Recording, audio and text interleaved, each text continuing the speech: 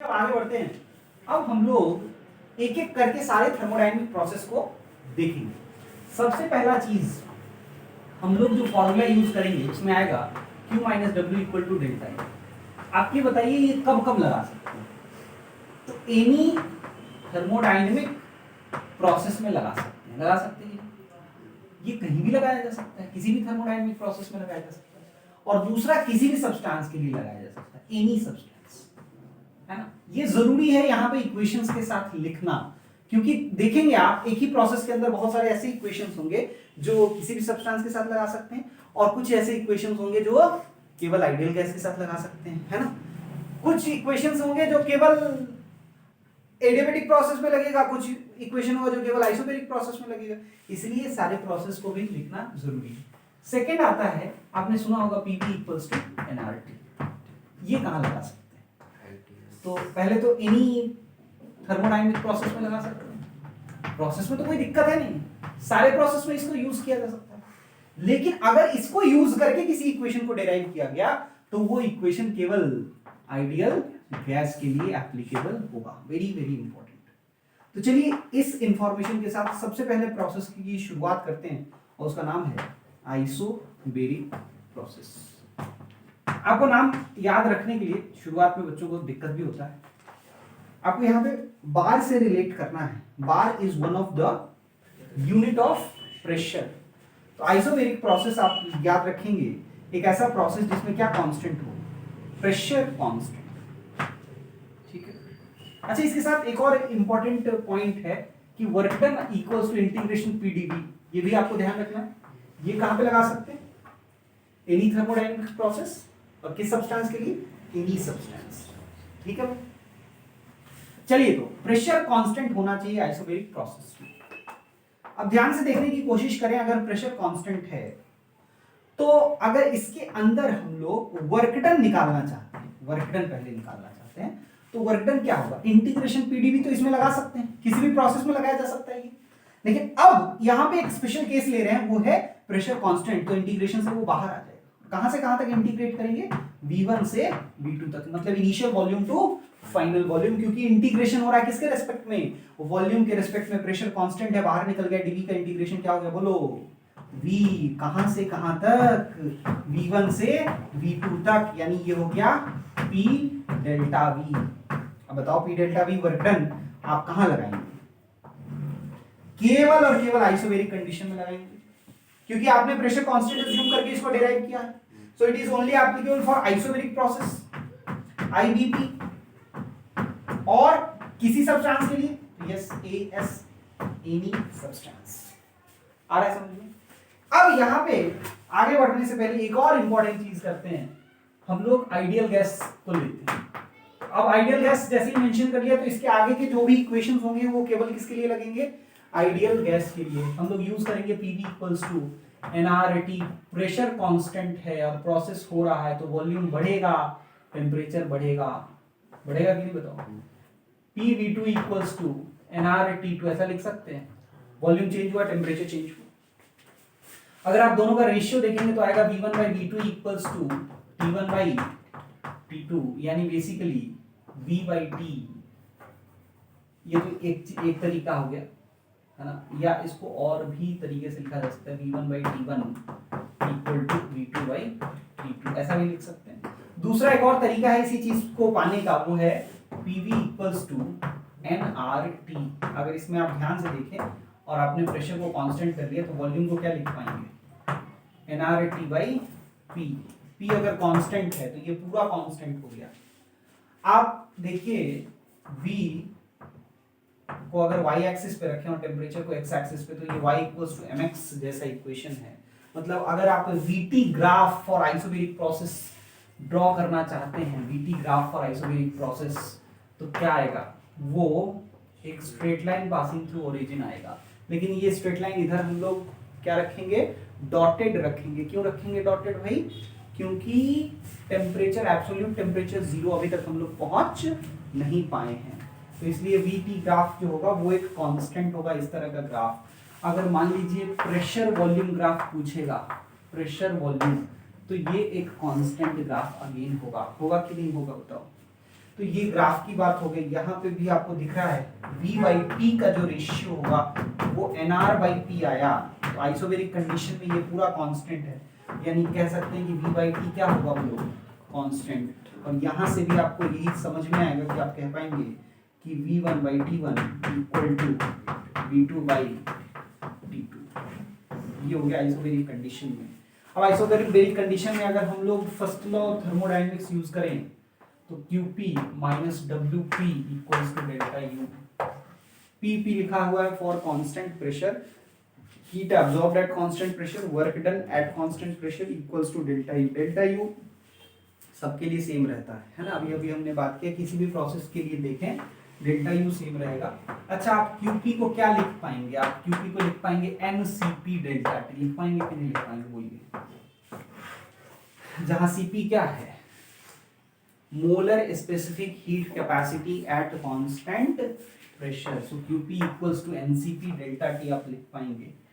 अच्छा, W का एक और वैल्यू जो हम लोग आइडियल गैस के लिए डिराइव कर सकते हैं ना, work done for ideal gas, इसको देखिए आप ध्यान से, इन्हीं दोनों इक्वेशंस को आप इन दोनों को सब्ट्रैक्ट करिए तो क्या आएगा? P V2 minus V1 equals to NR T2 minus T1 होगा कि नहीं? सेकंड से फर्स्ट को हमने सब्ट्रैक्ट कर दिया तो ये आ गया P डेल्टा V, क्या है? ये आइसोबैरिक कंडीशन में वर्क डन होता है equals to NR delta T। ये work done in isobaric condition हो गया equal to NR delta T। लेकिन ये जो वर्क डन का इक्वेशन है ये किसके लिए है? आइसोबैरिक प्रोसेस के लिए तो है, लेकिन AS नहीं होगी, ये IG है, आइडियल गैस, है ना। इस तरह से हम लोग का आइसोबैरिक प्रोसेस कंप्लीट हुआ। जल्दी से कॉपी करना। तो चलिए अब आगे बढ़ते। अब हम लोग नेक्स्ट टॉपिक देखने जा रहे हैं और नेक्स्ट प्रोसेस को देखेंगे जिस प्रोसेस का नाम है isochoric process. Very very important, isochoric second process ये है आइसोकोरिक प्रोसेस। और इसके लिए आपको ध्यान रखना है कि वॉल्यूम कांस्टेंट, मतलब इस प्रोसेस को ऐसे कैरी आउट करेंगे कि वॉल्यूम क्या रहे? बोलो कांस्टेंट। अगर वॉल्यूम कांस्टेंट रहेगा तो डीवी क्या होगा? जीरो। डीवी जीरो होगा कि बिल्कुल जीरो होगा। DV change in volume zero रहेगा, थोड़ा भी चेंज इन वॉल्यूम नहीं होना चाहिए। जैसे ये बताइए आप, ये प्रोसेस हुआ, पीवी ग्राफ है, तो बताइए क्या ये आइसोकोरिक प्रोसेस है? इनिशियल वॉल्यूम और फाइनल वॉल्यूम सेम है कि नहीं? तो इज इट आइसोकोरिक प्रोसेस? नहीं, this is not isochoric process. Isochoric process होने के लिए वॉल्यूम चेंज ही नहीं होना चाहिए, मतलब ये वर्टिकल लाइन जो ग्राफ होगा वही आइसोकोरिक प्रोसेस होगा। ये आइसोकोरिक प्रोसेस नहीं है। इसका ये बिल्कुल मतलब वॉल्यूम कांस्टेंट का ये मतलब नहीं कि Vi इक्वल्स टू Vf, नहीं, any change in volume is zero, समझ रहे? तो ये वाला जो ग्राफ है वर्टिकल लाइन वो है वॉल्यूम कांस्टेंट, यानी isochoric process. dV equals to zero, अगर dV जीरो है तो PdV जीरो, तो dW जीरो, और dW जीरो हो गया तो टोटल वर्क डन नहीं तो क्या होगा? जीरो। समझ में आया? dW जीरो है तो टोटल वर्क डन भी जीरो। अब वर्क डन क्या निकालना है? इतना काम तो वर्क डन में ही किए थे, अब इसमें वर्क डन ही नहीं है। इसमें कुछ कहानी Q minus W equals to delta U, इसको लगाने से ज्यादा बेटर समझ में आती है। इसमें वर्क डन अगर जीरो है तो क्या होगा? Q इक्वल्स टू डेल्टा, मतलब उस कहानी में भाई को सैलरी मिलता है और सैलरी खर्च नहीं करता, सब बैंक में जमा करता जा रहा है, समझ रहे हो? बहुत धनी आदमी है आइसोकोरिक प्रोसेस। लेकिन ये ना बहुत ही बढ़िया तरीका बताता है क्या करने का? डेल्टा यू निकालने का, क्योंकि आपको डेल्टा यू अलग से निकालने की जरूरत नहीं है, क्यूवी ही डेल्टा यू है। और क्यूवी क्या लिखेंगे बोलो? और देखो क्यूपी लिखे, देखो इसको लिखेंगे एनसीवी डेल्टा, लिखेंगे कि नहीं बोलो? और इसका मतलब डेल्टा यू इक्वल्स टू क्या आ गया? NCV delta T. सीवी क्या है? Molar specific heat capacity at constant volume. अच्छा सोचो, ये डेल्टा यू किसके लिए? आइसोबैरिक प्रोसेस के लिए, आइसोबैरिक प्रोसेस के लिए, आइसोथर्मल प्रोसेस के लिए, एडियाबैटिक प्रोसेस के लिए, किसके लिए डिराइव किए? आइसोकोरिक के लिए डिराइव किए। लेकिन एप्लीकेबल ये सब जगह होगा। सोचो क्यों?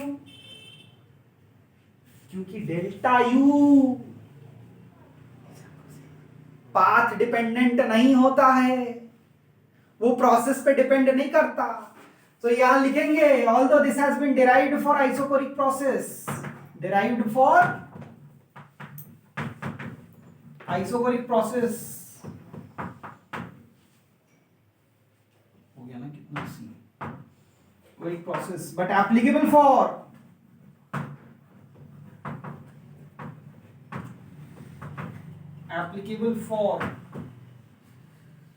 all the process। समझ में आ रहा है? is applicable for all the process।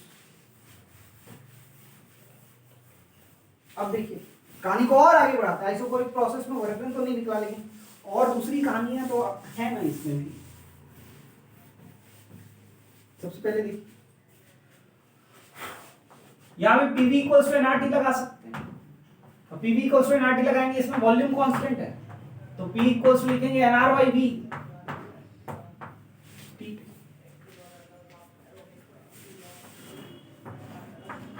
P और टी का ग्राफ, अगर दो ग्राफ बना दें, पूछे कि एक V1 वॉल्यूम पे हुआ और एक V2 वॉल्यूम पे हुआ, बताओ कौन सा वॉल्यूम ज्यादा है?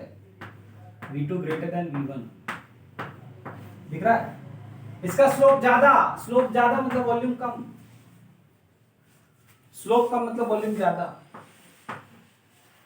वैसा ही पिछले वाले में भी कर सकते थे। पीवी ग्राफ बता ही चुके हैं, ऊपर हो सकता है या नीचे हो सकता है, डिपेंडिंग ऑन की प्रेशर इंक्रीज कर रहा है कि डिक्रीज। अगर प्रेशर डिक्रीज करेंगे टेम्परेचर भी डिक्रीज करेगा, और प्रेशर इंक्रीज करेंगे टेम्परेचर भी इंक्रीज करेगा। यहां से आप P1 by T1 equal to क्या लिख सकते हैं? P2 by T2। आ रहा है समझ? तो ये तो हो गई आइडियल गैस से रिलेटेड कुछ इंपॉर्टेंट इंफॉर्मेशन। जरूर इंपॉर्टेंट होगा, क्वेश्चन में बोलेगा, बोले टेम्परेचर डबल हो गया तो प्रेशर भी डबल होगा, है ना? अगर आइसोकोरिक कंडीशन में टेम्परेचर डबल होता है तो प्रेशर भी डबल होगा। अब आप ध्यान से देखें, QV equals to delta U, इसमें QV कब पॉजिटिव होगा? जब हम लोग सिस्टम को हीट देंगे, जब हीट एब्जॉर्ब करेगा सिस्टम तो Q क्या होगा? तो डेल्टा यू क्या होगा? अगर एब्जॉर्ब कर रहा है सिस्टम, अगर हीट एब्जॉर्ब कर रहा है तो QV पॉजिटिव है, इसका मतलब डेल्टा यू पॉजिटिव है। मतलब यू क्या हो रहा है बोलो? इंक्रीज कर, यू सबके लिए इंक्रीज करेगा। आइसोकोरिक प्रोसेस में अगर कोई सिस्टम हीट एब्जॉर्ब करता है तो वो उसका QV पॉजिटिव होगा, तो डेल्टा यू क्या होगा? ये हर तरह के सिस्टम के लिए होगा। लेकिन इसके बाद जो इंपॉर्टेंट चीज बताने जा रहे हैं वो केवल आइडियल गैस के लिए। इन केस ऑफ आइडियल गैस की टेम्परेचर भी इंक्रीज करेगा। आप देखिए ध्यान से,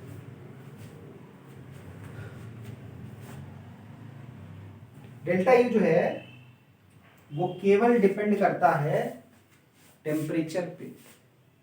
यू किस पे डिपेंड करता है? टेम्परेचर पे। किसके लिए? आइडियल गैस के लिए।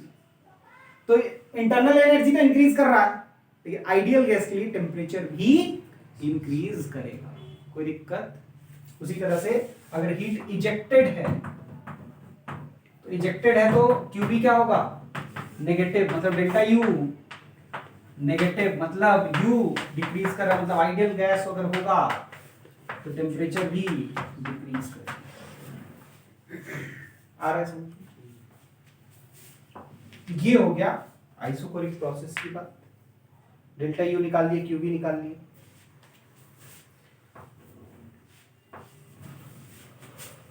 इसमें वर्क डन तो जीरो है।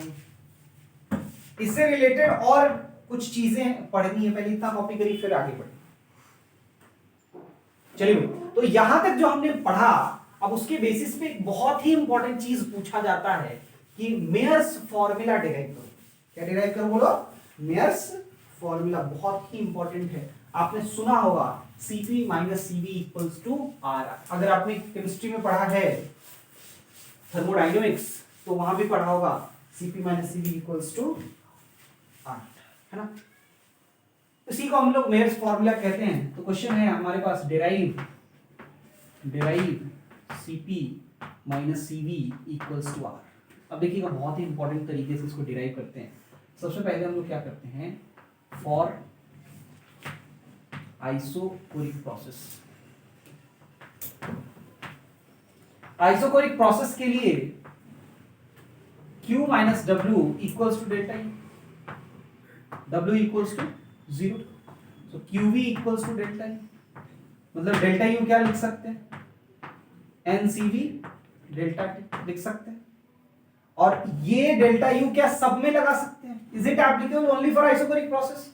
नहीं, ये डेल्टा U का फॉर्मूला आइसोबेरिक में भी लगा सकते हैं। अब दूसरा काम करते हैं for isobaric process, isobaric process. तो अगर आइसोबेरिक प्रोसेस लेंगे तो क्या कांस्टेंट रहेगा, प्रेशर कांस्टेंट। तो QP minus WP equals to delta E। Ideal gas के लिए देख रहे हैं केवल, Cp minus Cv equals to R ideal gas के लिए यूज किया जाता है। QP की जगह क्या लिख सकते हैं, NCP डेल्टा T लिख सकते हैं कि नहीं। देखिएगा WP में हमने एक फॉर्मूला डिराइव किया था NRA delta T ideal gas के लिए, किया था कि नहीं किया, इक्वल्स टू आप डेल्टा U में क्या लिख सकते हैं, NCV डेल्टा T। अब देखिए तो क्या N डेल्टा T सब में कॉमन है, N delta T N delta T N delta T, तो क्या हो जाएगा Cp minus R equals to Cp minus Cv equals to, कोई दिक्कत, यही है मेयर्स फॉर्मूला। अब देखिए ध्यान से, नेक्स्ट चीज जो हम लोग करने जा रहे हैं वो क्या है समझिए। अब एक चीज डिराइव होता है, Cp बाई Cv का वैल्यू कांस्टेंट होता है, उसको बोलते हैं गामा। क्या बोलते हैं, गामा। एडियाबेटिक प्रोसेस में हम लोग देखेंगे ये आ जाता है, Cp बाई Cv इतनी बार आता है कि उसको एक फिक्स्ड वैल्यू ले लेते हैं, क्या ले लेते हैं, गामा। तो आप देखिए Cp Cv मालूम है, तो क्या इसको आपस में हम लोग एलिमिनेट करने के लिए यूज कर सकते हैं। दो इक्वेशंस मालूम है Cp और Cv में, तो गामा Cv ऐसा लिख लें Cp की जगह, और यहाँ पे पुट कर देंगे तो आ जाएगा gamma Cv minus Cv equals to R। तो यहाँ से R का वैल्यू आ जाएगा, देखिए सॉरी Cv का वैल्यू, Cv का वैल्यू आ जाएगा R बाई गामा माइनस 1, और Cv निकल गया तो Cp निकल जाएगा कि नहीं। Cp इक्वल्स टू क्या लिखेंगे, गामा Cv, यानी gamma into R by gamma minus 1, ये Cp का वैल्यू है।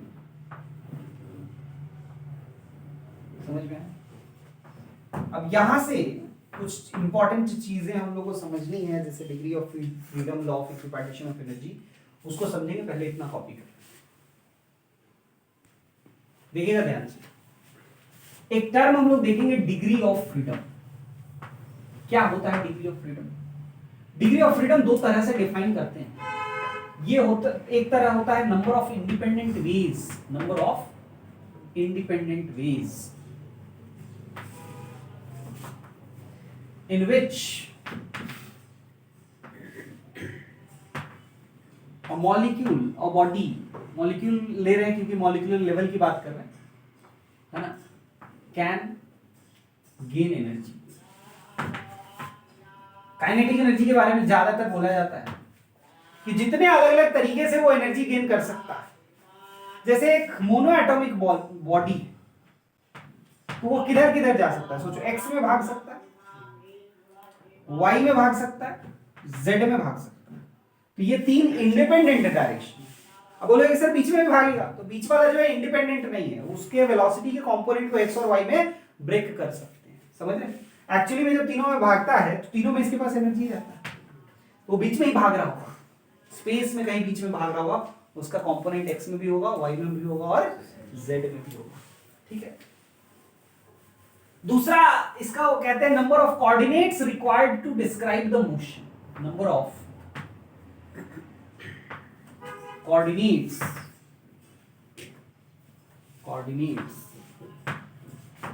required to describe the motion।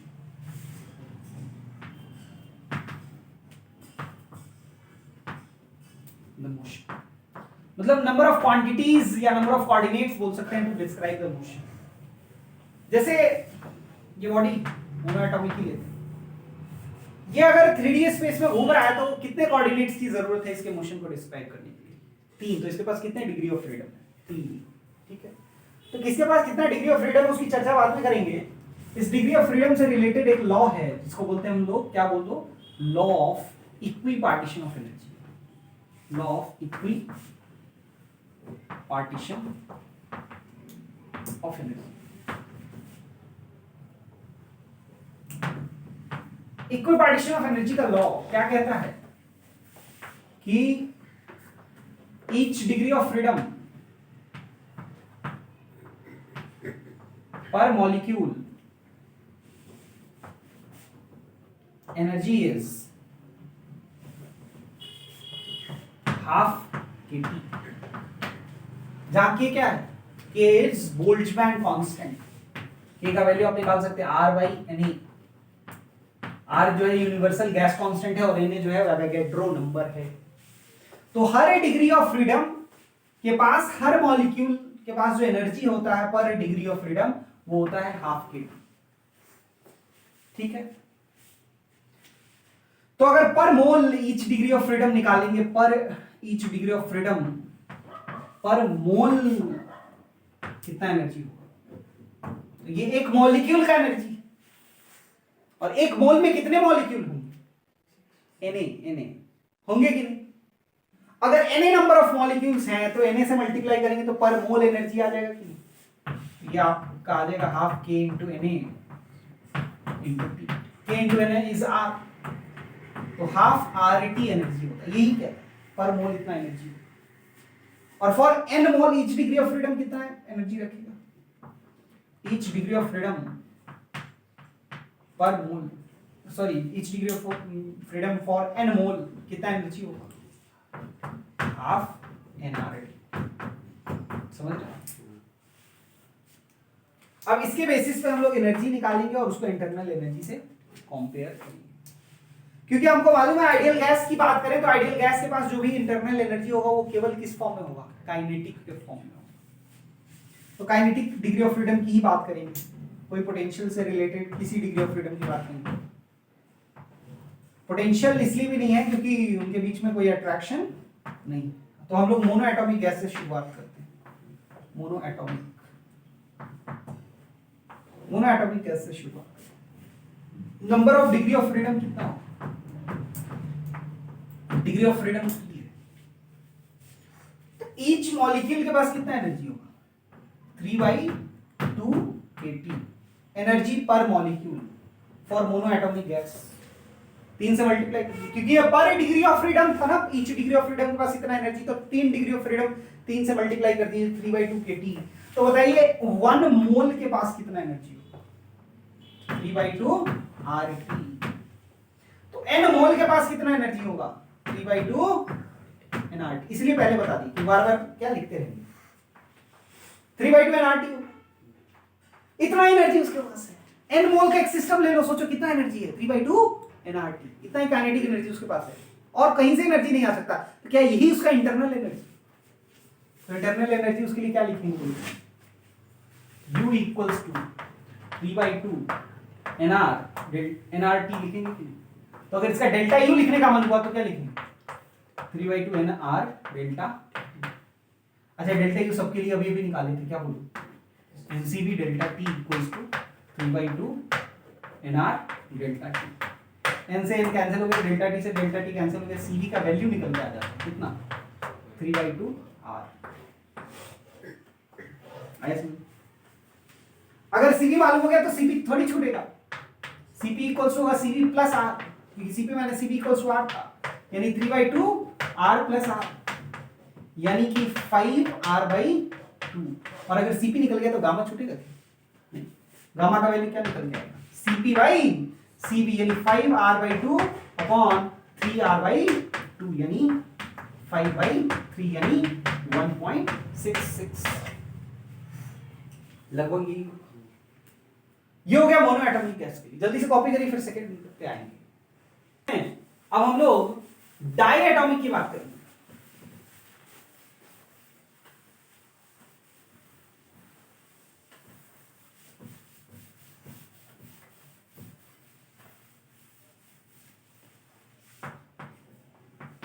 Diatomic gas. ऐसा है। तो देखो भाई ये तीन डायरेक्शन में ट्रांसलेट तो कर ही सकता है, उसके बाद रोटेशनल भी पॉसिबल है इसमें। ये ऐसे रोटेट कर सकता है और ऐसे रोटेट कर सकता है। बहुत सारे स्टूडेंट्स के मन में दिमाग आता है कि दिमाग में ये बात आता है कि भाई आप यहां पे रोटेशन का बात कर रहे हैं, मोनोएटॉमिक में रोटेशन की बात क्यों नहीं किया आपने? मोनोएटॉमिक है वहां भी तो रोटेशन हो सकता है। पर देखो इसको स्फीयर मान सकते हैं, है ना? ठीक है, कोई भी एक्सिस लेंगे उससे भी छोटा आपको मॉलिक्यूल है, तो पूरा मॉलिक्यूल उसी एक्सिस पे लाई कर गया, बोलो मोमेंट ऑफ इनर्शिया। उसको पॉइंट मास लेंगे कि उसको स्फीयर नहीं ले सकते, उसको क्या लेंगे? इतना बड़ा ड्रॉ कर रहे हैं, इतना बड़ा है थोड़ी, समझ रहे हैं? तो अगर पॉइंट मास लेंगे तो पॉइंट मास एक्सिस पे ही लाई कर गया, उसका आर 0 हो गया, उसका मोमेंट ऑफ इनर्शिया क्या हो जाएगा? तो क्या वो रोटेशन के थ्रू एनर्जी गेन कर पाएगा? उसका एनर्जी होगा हाफ आई ओमेगा स्क्वायर, आई 0 है, कहां से एनर्जी आएगा? इसीलिए उसके पास रोटेशनल एनर्जी पॉसिबल नहीं है। यहां पे भी देखिए आप, ये एक्सिस नहीं ली, तीन इंडिपेंडेंट एक्सिस है यहां, ये एक्सिस तो नहीं, क्योंकि वो एक्सिस जो है उसके अलाउंग दोनों मॉलिक्यूल लाई कर जाएगा, और दोनों मॉलिक्यूल लाई कर जाएगा तो उसके पास कोई एनर्जी नहीं होगा, मोमेंट ऑफ इनर्शिया 0 हो जाएगा। इसलिए दो ही रोटेशनल एक्सिस लिए। तो इसमें जब डिग्री ऑफ फ्रीडम की बात करेंगे, कितने डिग्री ऑफ फ्रीडम है? ट्रांसलेशनल 3 और रोटेशनल 2, इसलिए कितने डिग्री ऑफ फ्रीडम हो गए? 5 डिग्री ऑफ फ्रीडम है। समझ में आ रहा? 5 डिग्री ऑफ फ्रीडम। तो बताइए ईच मॉलिक्यूल पर के पास कितना एनर्जी होगा? 5/2 kT होगा कि नहीं? ईच मोल के पास कितना एनर्जी होगा? 5/2 RT। n molecule, n moles के पास कितना एनर्जी होगा? 5/2 nRT होगा कि नहीं? बोलो तो इसका यही इंटरनल एनर्जी है कि नहीं? U equals to 5/2 nRT। तो डेल्टा यू क्या होगा? 5/2 nR डेल्टा टी। तो बताओ भाई, डेल्टा यू को एनसीबी डेल्टा टी लिख लें क्या हो गया? 5/2 nR डेल्टा टी। कट गया, ये भी कटा। सीबी क्या आ गया? 5R/2। सीपी क्या हो जाएगा? डायरेक्ट ऐड कर रहे हैं, 7R/ गामा क्या हो जाएगा? 7/, समझ रहे हैं? इसलिए हम सारा स्टेप करके दिखाए थे, इसमें डायरेक्ट लिख रहे हैं। ये वैल्यू कितना हो जाएगा? 1.4। आप ध्यान से देखें, यहां एक क्वेश्चन पूछा जा सकता है, बताओ translational kinetic energy of monoatomic by translational kinetic energy of diatomic का रेशियो क्या होगा? बताओ। Translational kinetic energy of monoatomic और translational kinetic energy of diatomic का रेशियो क्या होगा? 1 होगा, क्योंकि इसके पास भी उतना ही ट्रांसलेशनल और उसके पास भी उतना ही ट्रांसलेशनल। अगर यही टोटल हो जाए तो क्या होगा? Total kinetic energy of monoatomic और total kinetic energy of diatomic का रेशियो क्या होगा? 3/5 होगा कि टोटल एनर्जी यही तो है उसके पास, डाइएटॉमिक के पास, और मोनोएटॉमिक के पास कितना था? 3/2 nRT है कि नहीं? उसी का रेशियो। तो मोनो बाय डाई तो 3/5 आया समझ में? ये ट्रांसलेशनल था इसलिए बोलिए। चलिए आगे बढ़ते हैं। मोनोएटॉमिक तो वाइब्रेट नहीं कर सकता, डायएटॉमिक वाइब्रेट भी कर सकता है। कर सकता है, बहुत हाई एनर्जी देंगे ना तो वाइब्रेशन शुरू हो जाएगा, और जब वाइब्रेशन शुरू होगा ना तो उस वाइब्रेशन से एसोसिएटेड दो एनर्जी आता है, एक काइनेटिक और दूसरा पोटेंशियल। अभी तक पोटेंशियल एलिमेंट नहीं आया था, लेकिन अब पोटेंशियल एलिमेंट भी मार्केट में आ रहा है, समझ रहे हैं? पोटेंशियल पहले क्यों मना किए थे? आइडियल गैस में दो मॉलिक्यूल्स के बीच में कोई अट्रैक्शन रिपल्शन नहीं होगा, लेकिन आइडियल गैस में मॉलिक्यूल्स के अंदर जो दो एटम्स हैं उनके बीच में तो अट्रैक्शन रिपल्शन होने में कोई मना ही नहीं। H2 का H आपस में अट्रैक्ट कर रहा है कि नहीं? O2 का O आपस में अट्रैक्ट कर रहा है कि नहीं? N2 का N आपस में अट्रैक्ट कर रहा है कि नहीं? एकदम कर रहा है। तो वो जो अट्रैक्शन है और वो उसके बीच का जो सेपरेशन बढ़ने या घटने लगेगा तो पोटेंशियल एनर्जी में भी बदलाव आएगा, तो उसका भी एक एलिमेंट आएगा। इसलिए हर वाइब्रेशनल डिग्री ऑफ फ्रीडम अपने साथ 2 डिग्री ऑफ फ्रीडम लेके आता है। हर vibrational mode of energy vibrational mode of energy अपने साथ कितने डिग्री ऑफ फ्रीडम लाता है? 2। ऐसे ऐसे वाइब्रेट कर सकता है, बस यही एक्सिस है, उसके अलावा वो वाइब्रेट कर सकता है डायटोमिक। इसीलिए उसके पास अगर वाइब्रेट करेगा बहुत high temperature at very very high temperature, अगर वाइब्रेट करेगा तो 2 डिग्री ऑफ फ्रीडम और ऐड हो जाएगा वाइब्रेशनल। 5 ऑलरेडी है तो टोटल डिग्री ऑफ फ्रीडम 7 हो जाएगा। तो देखिए 7 nRT/2 आएगा। तो Cv का वैल्यू आप देखिए 7 R/2 होगा और Cp का वैल्यू 9 R/2 होगा और गामा का वैल्यू हो जाएगा 9/7। लेकिन ये आपके काम का बहुत नहीं है, ये बहुत कम चांस है कि ये पूछा जाए। अब चलिए आगे बढ़ते हैं, ट्राई एटॉमिक के लिए आ जाते हैं। हालांकि ट्राई एटॉमिक भी बहुत ही कम पूछा जाता है, लेकिन चलिए बात कर लेते हैं। मेनली जो मोस्ट ऑफ द गैसेस थी उसको हमने कवर कर लिया, H2 N2 O2 सब तो यही डायटोमिक में ही मोस्टली आता है। हीलियम, नियॉन, आर्गन, मोनोएटॉमिक था वो भी कवर कर चुके। ट्राई एटॉमिक के एग्जांपल क्या हो सकते हैं? CO2 हो सकता है, गैस है कि नहीं? और SO2 भी गैस है। CO2 SO2 में क्या डिफरेंस?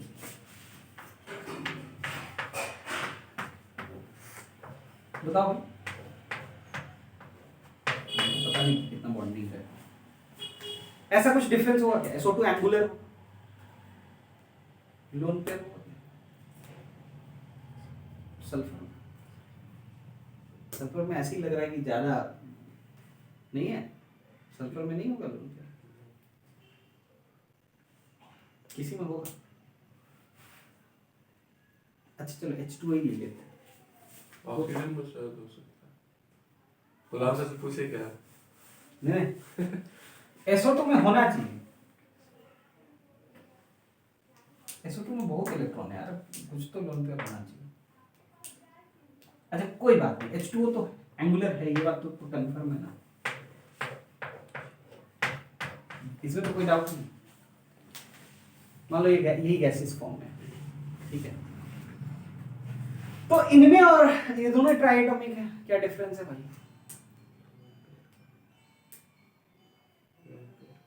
लोन पेयर का है, इसीलिए लोन पेयर की वजह से ही वो रिपल्शन होता है और उसकी वजह से एंगुलर हो जाता है। लोन पेयर भी तो अपना जगह मानता है कि नहीं मानता है ना? यहाँ पे नहीं था लोन पेयर, तो सब एकदम सपाट मैक्सिमम रिपल्शन ऐसे। तो डिग्री ऑफ फ्रीडम में भी दोनों में डिफरेंस होगा, linear triatomic and angular triatomic, ठीक है। लीनियर ट्राइएटॉमिक में क्या होगा कि डिग्री ऑफ फ्रीडम 5 रहेगा, नॉर्मल टेम्परेचर की बात करें, ये एक्सेप्शनल है, ये हटा भी दो तो कोई दिक्कत नहीं। तो मेन यही वाइब्रेशनल की चर्चा नॉर्मली नहीं करते हैं लोग, तो इसमें डिग्री ऑफ फ्रीडम कितने हो जाएंगे? 5। क्यों? ये बिल्कुल ऐसा है ना, दोनों सेम, तो इसका Cp वही, Cv वही, गामा वही, सब वही, तो अलग से नहीं निकालेंगे। एंगुलर वाले में एक अलग से चेंज आता है, क्या आता है बताओ? कि now it can rotate about all the 3 axis, तीनों परपेंडिकुलर एक्सिस के अबाउट ये रोटेट कर सकता है, इसलिए इसके पास 3 ट्रांसलेशनल डिग्री ऑफ फ्रीडम होगा और 3 रोटेशनल, 3 ट्रांसलेशनल हो गया और 3 रोटेशनल हो गया। VSEPR कोई मॉडल होता है ना, उसी में तो सिखाते हैं लोन पेयर निकालना। तुम लोग किस लिए सीखे हो कि टीचर से जाकर पूछोगे, है ना? 3 ट्रांसलेशनल और 3 रोटेशनल डिग्री ऑफ फ्रीडम। तो अगर ऐसा है तो क्या होगा? 6/2 kT ईच मॉलिक्यूल के पास कितना एनर्जी आएगा? ईच मोल के पास एनर्जी आएगा वो क्या आएगा? 3 RT लिख दें, और n मोल्स के पास आएगा 3 nRT लिख दें। ये लिख चुके हैं, मिटा दो।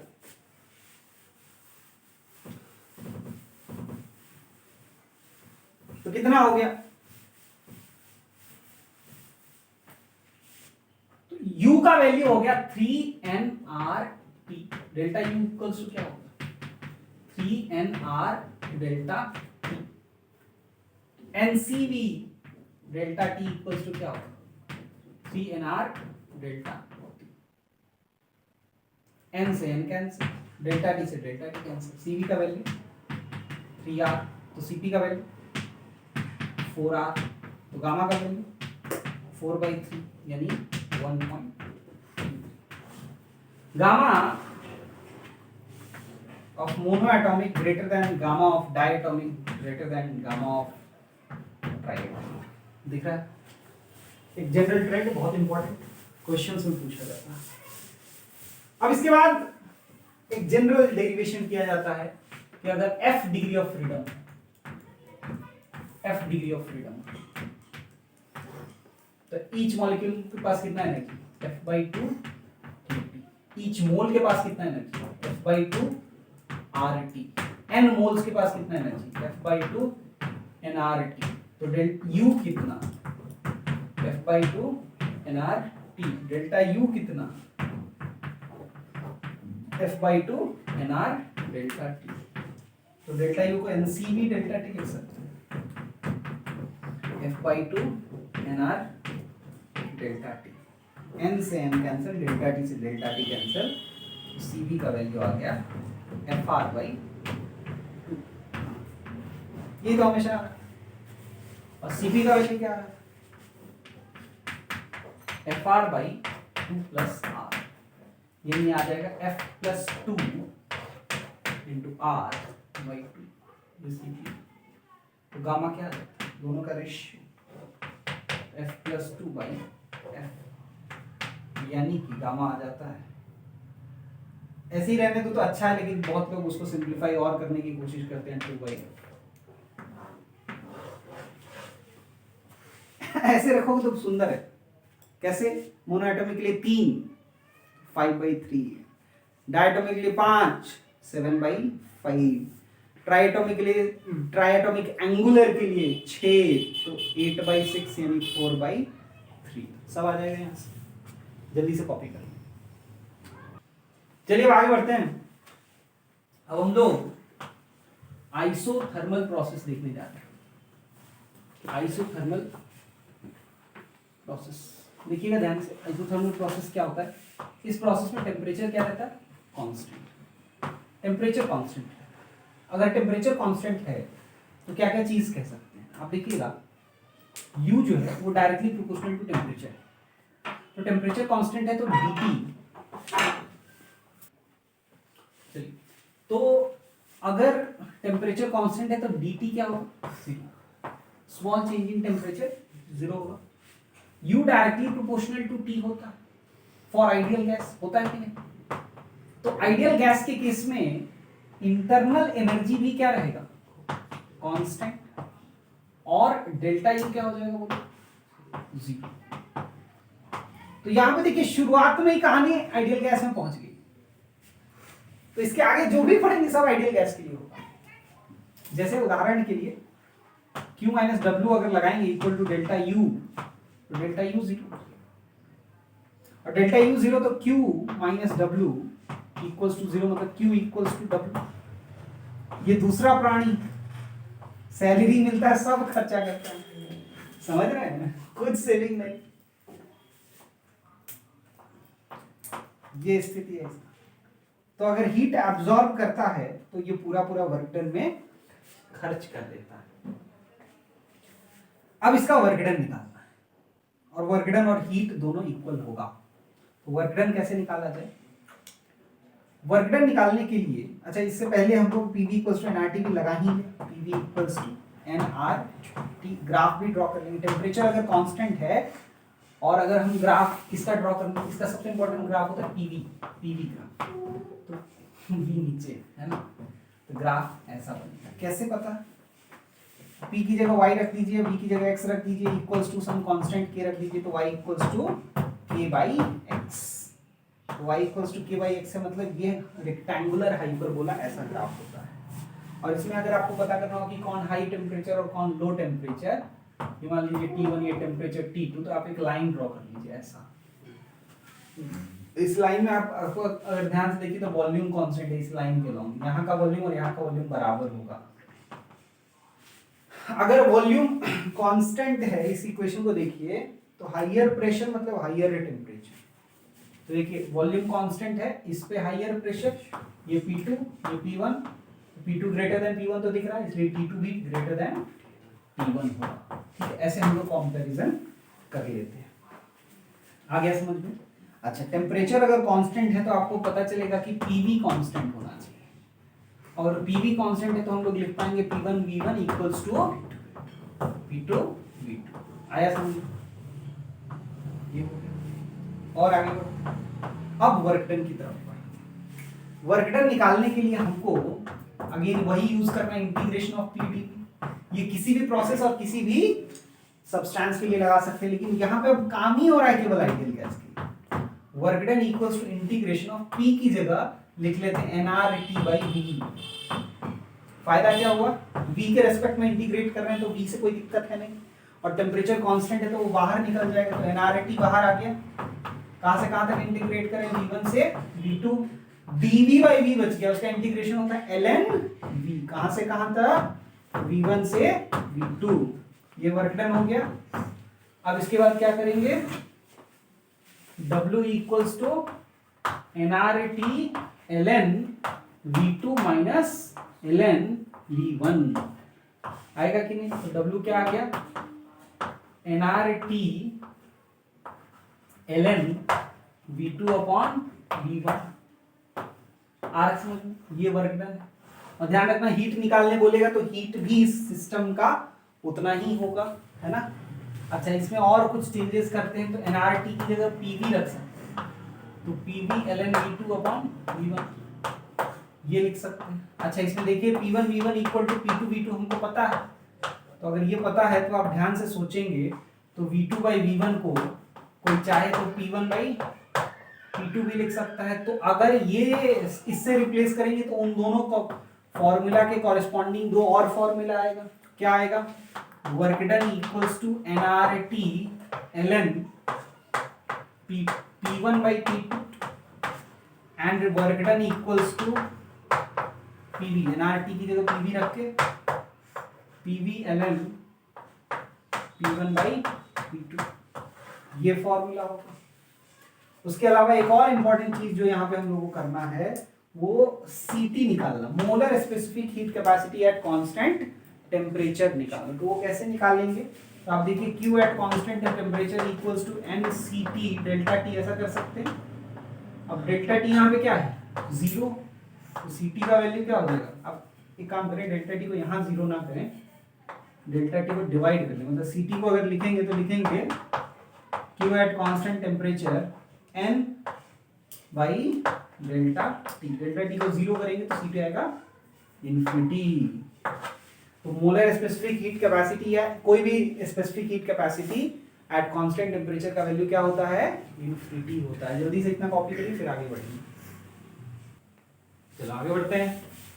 अब आइसोथर्मल प्रोसेस के अंदर एक और इंपॉर्टेंट चीज नजर आता है हम लोग को, वो है पीवी ग्राफ का थोड़ा एनालिसिस करना।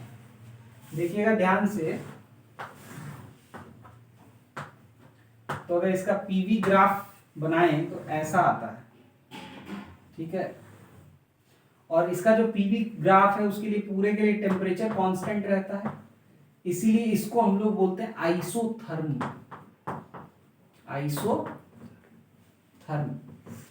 ये एंगल मान लो थीटा है, ये एंगल हम लोग मान लेते हैं फाई है।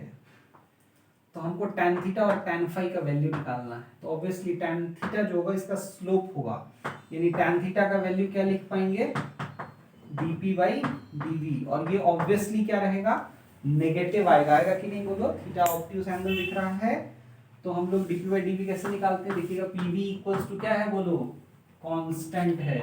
तो अगर pv कांस्टेंट है, dp into v plus p into dv equals to क्या होगा, 0। प्रोडक्ट रूल लगा के हमने डिफरेंशिएट कर दिया, तो dp इक्वल्स टू क्या आ गया, minus p dv upon v। देखिए तो आया क्या।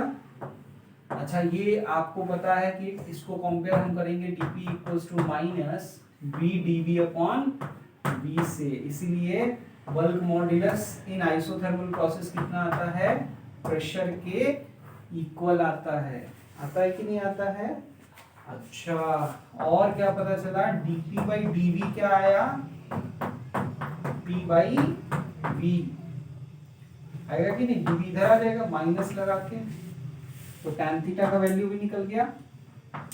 tan थीटा क्या हो गया, माइनस p/v। तो tan फाई कितना होगा बताओ, tan phi आएगा p बाई डी, उसी का नेगेटिव, मतलब minus d P by d V का आगे माइनस वन कर देंगे। क्यों?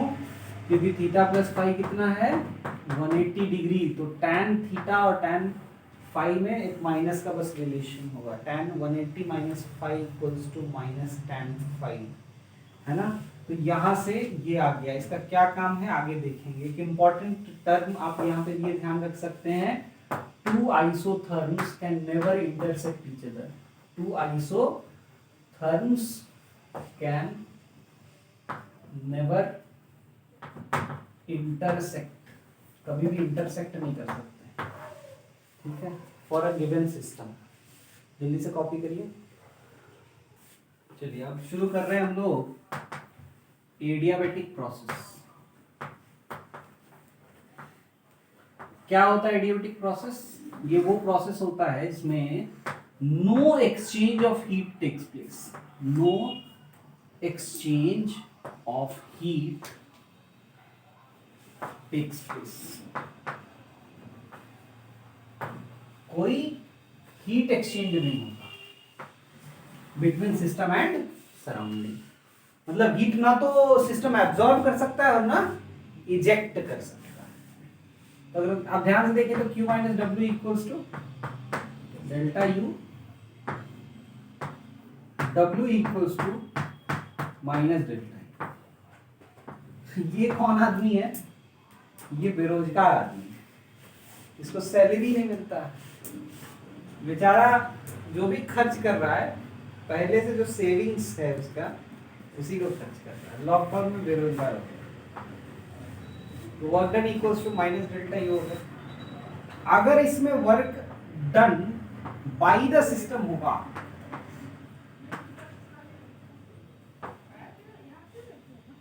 तो वो पॉजिटिव आएगा, लेकिन डेल्टा यू क्या हो जाएगा? नेगेटिव, मतलब इंटरनल एनर्जी डिक्रीज करेगा।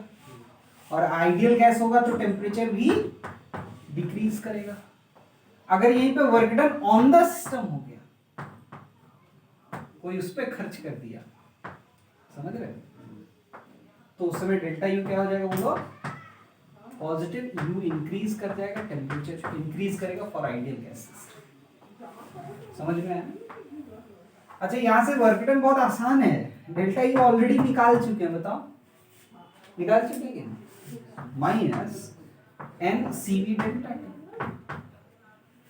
तो ये वर्क डन होना चाहिए इस केस में, यानी कि माइनस एन सी वी का वैल्यू अभी निकाले थे, याद होगा, R by gamma minus one into T two minus T to.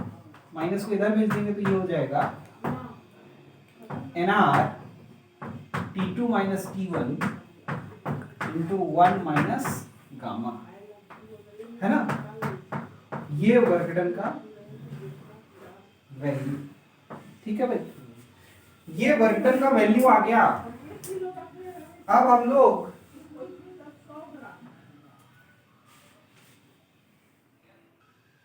चलिए, तो ये NR-T2 को आप PV2 लिख सकते हैं कि नहीं, या P2V2 लिख सकते हैं, इसमें प्रेशर भी चेंज होगा, वॉल्यूम भी चेंज होगा, तो P2V2 NR-T2 को, और माइनस NR-T1 है तो P1V1 अपॉन गामा माइनस पर, ये वर्क डन है। लेकिन आप ये फॉर्मूला सबको निकालने का जो ये तरीका है, इसको यूज आप केवल न्यूमेरिकल बनाने के लिए कर सकते हैं। अगर आपके स्कूल में पूछा जाए इसका डेरिवेशन तो आप ये मेथड यूज नहीं करेंगे। अगर आपको याद नहीं हो रहा हो इस वर्क डन का एक्सप्रेशन, तो आसानी से लिखने के लिए एनसीवी डेल्टा टी वाले का यूज करेंगे। हम लोग इसमें अब देखने जा रहे हैं कि वर्क डन निकालेंगे कैसे। देखिए, इसमें बहुत ज्यादा हम लोग पीवी के बारे में कुछ नहीं कह सकते। क्यों? क्योंकि आइडियल गैस इक्वेशन में P V equals to NRT में कहीं से भी क्यू तो आता नहीं। लेकिन अगर आप आइडियल गैस इक्वेशन को लगाएंगे और क्यू जीरो वाले कंडीशन को पुट करेंगे तो आप प्रूव कर सकते हैं कि P V to the power gamma जो होगा वो कांस्टेंट होगा, जहां गामा क्या है? सीपी बाई सीवी, इसीलिए गामा पहले से डिराइव करके रखे हैं। अब गामा हम लोग को मालूम है सीपी बाई सीवी, और P V to the power gamma अगर कांस्टेंट है तो दिस इंप्लाइज पी की जगह अगर एनआर टी बाई बी रख दें और बी का पावर गामा रखें इक्वल टू कांस्टेंट, एनआर का कोई मतलब नहीं है, वो उधर जाएगा तो एक नया कांस्टेंट आ जाएगा। तो यहाँ पे हम लोग लिख पाएंगे T V to the power gamma minus one equal to constant. और जब ऐसा लिखेंगे तो अगले ही स्टेप में आपका मन ये भी करेगा कि पी वी की जगह एनआर है T by P to the power gamma लिख दे इक्वल टू कांस्टेंट। पी ये 1 हो गया, ये p का पावर गामा हो गया, तो 1 माइनस गामा इंटू टी का power gamma equal to constant. ठीक है भाई। ये अब आगे बढ़ते हैं, ये 3 इक्वेशन है जो आपको ध्यान रखना है, इनको यूज हम कर सकते हैं इन एडियाबेटिक प्रोसेस। अब हम लोग आगे बढ़ते हैं और देखते हैं work done in adiabatic process कैसे निकालेंगे। अब हम लोग देखने जा रहे हैं क्या चीज, work done in adiabatic process. Adiabatic process में वर्क डन कैसे निकालेंगे, P v to the power gamma equals to constant होता है, इसको K मान लेते हैं, ठीक है। और यहाँ पे लिख लेते हैं P1 V1 का power gamma equal to P2 V2 का power gamma equals to K। जैसा जरूरत होगा हम लोग उसको यूज करेंगे। K की जगह हम ये भी रख सकते हैं और ये भी रख सकते हैं। अब देखिए हम लोग वर्क डन की शुरुआत करते हैं। वर्क डन के लिए अगेन वही formula, integration of P dV from V1 to V2। इसमें हम लोग पुट करेंगे K बाई V का power gamma dV from V1 to V2। Work done equal to, उधर लिखते रहिए, हम मिटाएंगे फिर जरूरत पड़ेगा। यहाँ पे K बाहर निकल गया, ये हो गया V का power minus gamma dV from V1 to V2। तो work done equal to K V का power minus gamma plus 1 by minus gamma plus 1, कहाँ से कहाँ, V1 से V2 तक। तो W इक्वल्स टू क्या आ गया, K बाई 1 माइनस गामा, ठीक है। ये हो जाएगा 1 बाई V2 का पावर गामा माइनस 1, नीचे लाए हैं इसलिए माइनस गामा प्लस 1 को गामा माइनस 1 लिख पाएंगे। पहले V2 पुट कर दिया, माइनस 1 बाई V1 का पावर गामा माइनस 1, ये भी लगा दिए, है ना। अब हम लोग उस K की वैल्यू की जगह कुछ पुट करेंगे, है ना, तो वो देखते हैं। इसको इधर पे मिटा रहे हैं। अब K जो है हम बता चुके हैं ऑलरेडी कि K की जगह ये भी पुट कर सकते हैं, ये भी पुट कर सकते हैं, डिपेंडिंग ऑन कि कौन हमारे लिए ज्यादा यूजफुल फॉर्म लाएगा। तो वर्क डन का वैल्यू लिख रहे हैं W equals to 1 by 1 minus gamma. अब देख रहे हैं ये आ गया, आया ना।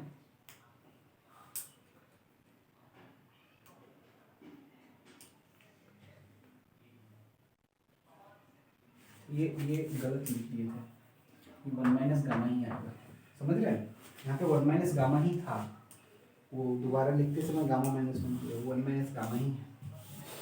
तो 1 माइनस गामा, K की जगह यहाँ पे पहले टर्म में जब K इसमें मल्टीप्लाई होगा तो लिखेंगे P2 V2 to the power gamma by V2 to the power gamma minus 1, minus जब K इसमें मल्टीप्लाई होगा तो हम लोग लिखेंगे E1 V1 to the power gamma by V1 का पावर गामा माइनस 1। अब आप देखिएगा ध्यान से तो आपको ये दिख जाएगा 1 by 1 minus gamma equals into ये P2 V2 दिखेगा माइनस V1 V2। ये आपको पहला वर्क डन का एक्सप्रेशन दे देता है।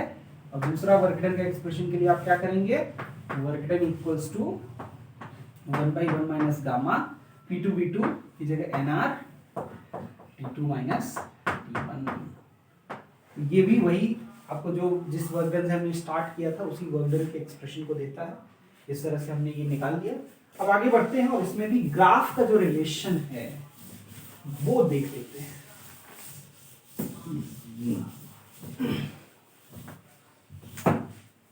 ग्राफ के रिलेशन को देखते हैं। ग्राफ जो है इसका क्या रहेगा, पीवी ग्राफ ही इसमें भी देखेंगे। तो इसका जो पीवी ग्राफ है उसका पीवी ग्राफ ऐसा ही रहता है, आइसोथर्मल जैसा, लेकिन थोड़ा अंतर होता है। उस अंतर को समझने की कोशिश करेंगे। इसमें क्या है, पी वी का पावर गामा कांस्टेंट है, इसमें भी डिफरेंशिएट कर देते हैं, डीपी वी का power gamma plus P gamma V का power gamma minus 1 dV equals to 0।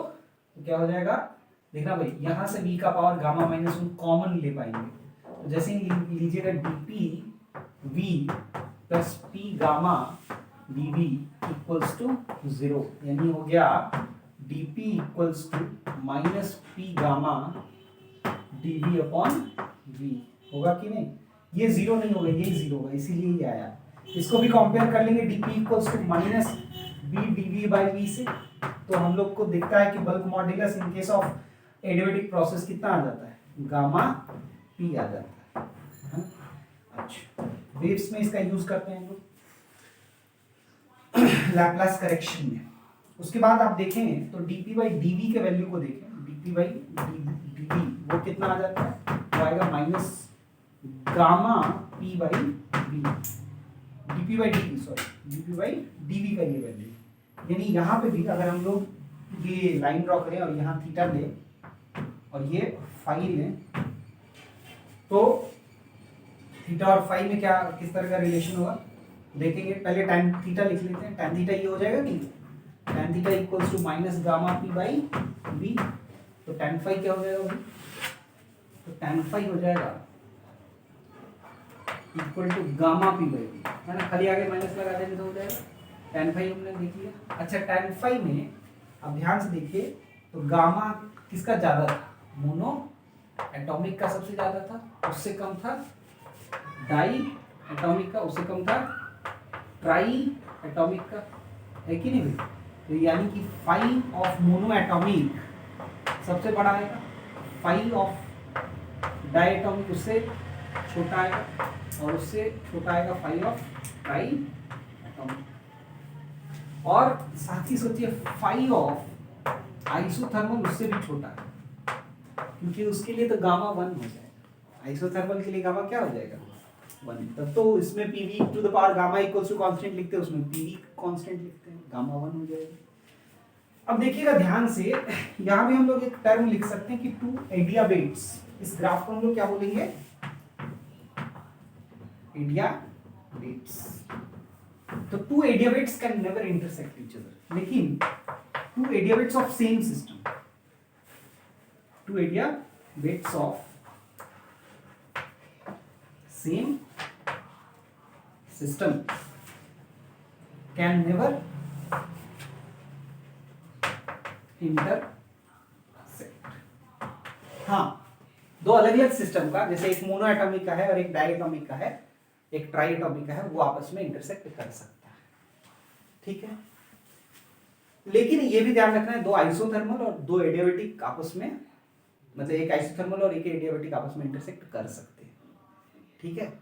उस एनालिसिस को देखिए, पहले इतना कॉपी कर लें। चलिए अब आगे बढ़ते हैं। अब यहां पे हम लोग एक एनालिसिस करेंगे, और वो एनालिसिस होगा, देखिएगा ध्यान से, एक बहुत ही इंपॉर्टेंट एनालिसिस हम लोग यहां करने जा रहे हैं ग्राफ को लेकर। कि मान लीजिए दो इस तरह से ग्राफ आपको दिए हुए हैं, और बोला कि एक आइसोथर्मल है और एक एडियाबैटिक है, तो बताओ कि कौन आइसोथर्मल होगा कौन एडियाबैटिक होगा। तो आप क्या करेंगे, जो कॉमन पॉइंट है वहां पे आप टेंजेंट ड्रॉ कर देंगे, ठीक है, और दोनों के फाई को कंपेयर कर लीजिए। तो फाई ये टू ग्राफ है, ये वन ग्राफ है, ये फाई 2 होगी, ये फाई 1 होगी।